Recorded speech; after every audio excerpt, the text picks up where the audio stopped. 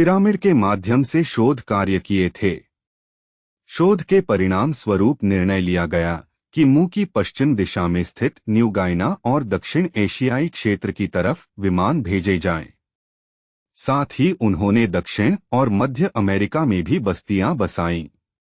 सबसे महत्वपूर्ण बात यह थी कि उन्होंने एक कॉलोनियल बेस की स्थापना की जो आगे चलकर आपके पुरातत्ववेत्ताओं के अनुसार टिटिकाका झील के निकट स्थित थियासुआनो का एक बड़ा नगर बन गया। उस समय एंडीज नहीं थे। इन पहाड़ों का जन्म बाद में हुआ, जैसा कि आप जल्दी ही जान जाएंगे। थियासुआनो पर एक विशाल पत्तन का निर्माण किया गया।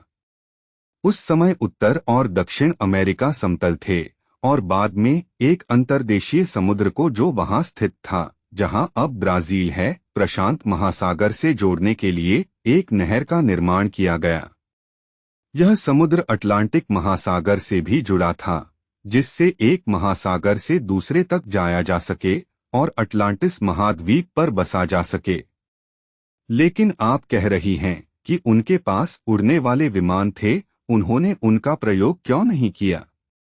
अगर उन्होंने एक नहर खोदी तो उनका विचार नाव प्रयोग करने का रहा होगा।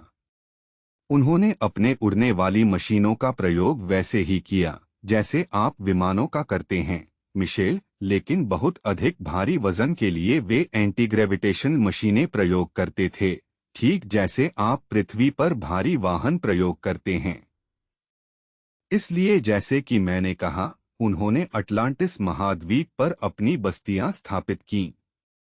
क्योंकि उन्हें मूद्वीप की नई सरकार और उनका नया धर्म स्वीकार नहीं हुआ, इसलिए उनमें से बहुत से लोगों ने उत्तर यूरोप के क्षेत्र के लिए प्रवास करना बेहतर समझा।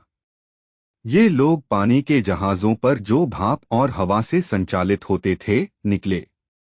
वास्तव में पूर्व ऐतिहासिक काल से गुजरने के कारण श्वेत लोगों ने भाप की शक्ति को खोजा। मैं यह भी बता दूं कि उस समय ब्रिटेन एक द्वीप नहीं था और उत्तर यूरोप से जुड़ा हुआ था। स्ट्रेट ऑफ जिब्राल्टर तब नहीं था, क्योंकि अफ्रीका दक्षिण यूरोप से जुड़ा हुआ था। बहुत से श्वेत लोग प्रवास करके अटलांटिस से उत्तर अफ्रीका चले गए और उस क्षेत्र के काले पीले लोगों के साथ वर्ण संकर हो गए।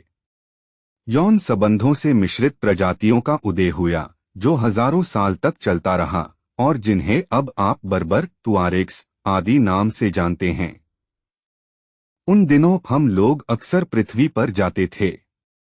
जब हमें समय अनुकूल लगता था, तब हम मुंह के राजा सेहमे देते थे के अनुसार मिलने आते थे और उनकी प्रार्थना और जानकारी जो वे हम नई कॉलोनियों में भी जाते थे।